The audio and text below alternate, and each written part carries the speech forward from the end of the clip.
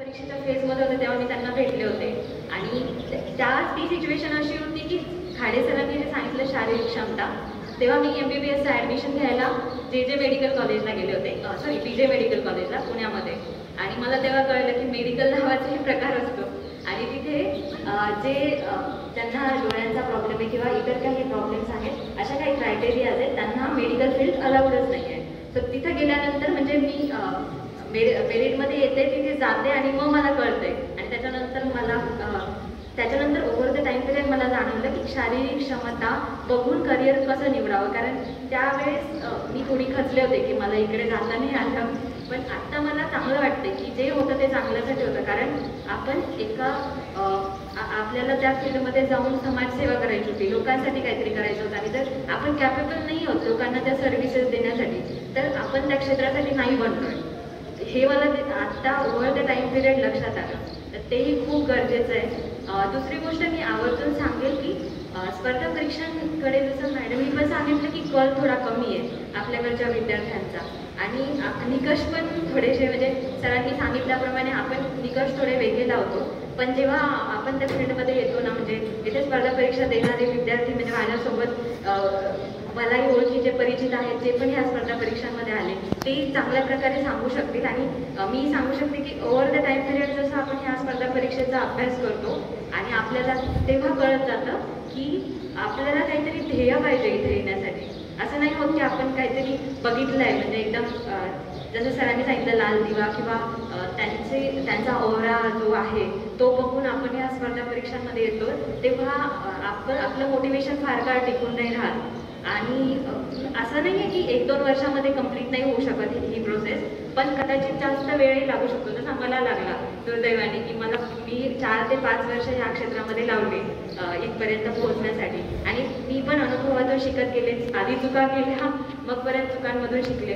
तर मार्गदर्शन तर थोडंसं लागतं ह्या क्षेत्रामध्ये, पण मला असं वाटतं की मोटिवेशन खूप गरजेचं आहे, इनर मोटिवेशन. तर माझं नेहमी असं होतं की ज्या क्षेत्रामध्ये जाईल ना तिथं काहीतरी बेस्ट सेवा मला देता आली पाहिजे. आणि एक पर्सनल रिझन असं पण होतं की समाजाचा एक दृष्टिकोन असतो आपल्याकडे बघण्याचा, म्हणजे आणि तो चुकीचा नाही आहे, पण सुदैवाने आपल्याला एवढे प्रगल्भ पालक भेटले. म्हणजे माझ्या वडिलांचंच मी सांगू शकते की त्यांनी मला कधी जाणवून नाही दिलं की तू इतरांपेक्षा काही वेगळी आहेस. मग मला आत्ताही कधीच जाणवत नाही की माझ्यात काही वेगळं आहे, पण जो समाजाचा दृष्टिकोन आहे मला तो बदलायचा होता. कारण मला ग्रॅज्युएशनला असताना एक मुलगी होती माझ्यासारखी, ती एवढी खचून गेली होती आणि मी माझ्या वडिलांनी सांगितलं हे की म्हणजे इतका डिफरन्स जाणवला मला कुटुंबांमध्ये. तिचे वडील शेतकरी होते आणि त्यांची खूप जिद्द होती मुलीला शिकवण्याची, पण फॉर सम रिझन त्यांना ह्या गोष्टीची जाणीव नसते की असं काही असतं, अल्बिनिझम पण असतं किंवा काही असतं. आणि गावातले लोक थोडेसे म्हणजे थोडा विचार करतात ह्या गोष्टीचा, थोडं माइंडसेट लोकांचा तसा नसतो बनलेला. तर तिला खूप त्रास झाला, म्हणजे ती अगदी ग्रॅज्युएशन सोडून जाण्याच्या मानसिकतेत होती. मी तिच्याशी बोलले आणि तेव्हा मला असं वाटलं की म्हणजे तेव्हा ती त्याच्यानंतर मला 1 वर्षाने भेटल्यावर मला म्हटली की तुझ्यासोबत बोलणं झालं म्हणून मी इथं टिकून आहे. तर मला ते खूप चांगलं वाटलं की चला मी कोणाला तरी मोटिवेशन देऊ शकते. त्याच्या आधी मलाच तो कॉन्फिडन्स नव्हता. तर मग मी विचार केला की जर तिला मी मोटिवेशन देऊ शकते तर अशा लाखो विद्यार्थ्यांना किंवा हजारो विद्यार्थ्यांच्या मोटिवेशनचं किंवा त्यांच्या सक्सेसचं कारण जर आपण बनलो, किंवा मुलींच्या एक मुलगी शिकली गावात तर अख्खा गाव प्रगत होतो. बाकीच्याही मुलींना उमेद मिळते त्यातून की आपण पुढे येऊन शिक्षण घ्यावं, आपण पुढे येऊन अभ्यास करावा. तर मला असं वाटतं की हे मोटिवेशन जास्त गरजेचं आहे. कदाचित सुरुवातीला ते माझं स्ट्रॉंग नव्हतं खूप, पण जसं मी ह्या स्पर्धा परीक्षांमध्ये पुरत गेले ना तसं ते माझं खूप स्ट्रॉंग बनलं की हां मला ह्याच्यासाठी स्पर्धा परीक्षा द्यायच्या आहे. ते ही एक गोष्ट झाली. अजून मला असं सांगावंसं वाटतं की स्पर्धा परीक्षा हे जग म्हणजे पाहिलं तर खूप सुंदर आहे, पाहिलं तर हे आहे. तर मला असं वाटतं सगळ्या बाजू आपण जेव्हा येतो स्पर्धा परीक्षांमध्ये तेव्हा सगळ्या बाजू तपासल्या पाहिजेत की आपण ह्याच्यात आपल्याला आवड आहे का, आपण किती काळ टिकू शकतो आणि आपल्या क्षमता तेवढ्या आहेत का. ते खाडे सरांनी उत्तम रीतीने सांगितलं आणि त्यांचा अनुभव पण खूप मोठा आहे. तर त्यांनी आपल्याला करिअरबद्दल मार्गदर्शन केलेलंच आहे. मी आणखी आवर्जून एक गोष्ट सांगेन की तुम्ही तुमचे ना छंद जोपासा, कारण जेव्हा आपण एखाद्या गोष्टीच्या मागे लागतो, तसं तुम्ही पण म्हणजे इथे बरेच लहान लहान मुलं पण आहेत की जे नवोदय किंवा स्कॉलरशिपमध्ये प्रावीण्य मिळवले त्यांनी, आणि आमच्या वेळेसच खूप डिफिकल्ट होतं हे की स्कॉलरशिप काढणं, आणि आत्ता अशी परिस्थिती आहे की इतकी कॉम्पिटिशन वाढली आहे, कारण आपल्याला आउटरीच तेवढं मिळायला लागले. म्हणजे जसं आपले पालक होते ना, त्यांना तेवढ्या सुविधा नव्हत्या जेवढ्या आपल्याला भेटत आहेत, आणि आपल्याला सुविधा भेटत आहेत तर आपण अभ्यास केलाच पाहिजे, हे बाय डिफॉल्ट आहे, आणि मुले अभ्यासही करतायत, तर त्याबद्दल त्यांचं कौतुक पण आहे आपल्यासारख्या मुलांचं. पण आता त्याच्यामुळे कॉम्पिटिशन वाढली, आणि त्यातून तुम्ही हे सक्सेस मिळवले, त्याच्याबद्दल तुमचंही खरंच खूप अभिनंदन की एवढ्या सगळ्या ह्या परिस्थितीमधून आपण काहीतरी करतो, आणि ह्या छोट्या छोट्या गोष्टीच आपल्याला यश मिळवून देतात. म्हणजे आत्ता तुमचा सत्कार होतोय तर तुम्हालाही ही प्रेरणा मिळेल की पुढे जाऊन परत ह्याच मंचावर आपला सत्कार व्हावा आणि परत तुम्ही अभ्यासाला लागाल. तर त्याच्यासाठी तुम्ही नक्की प्रयत्न करा.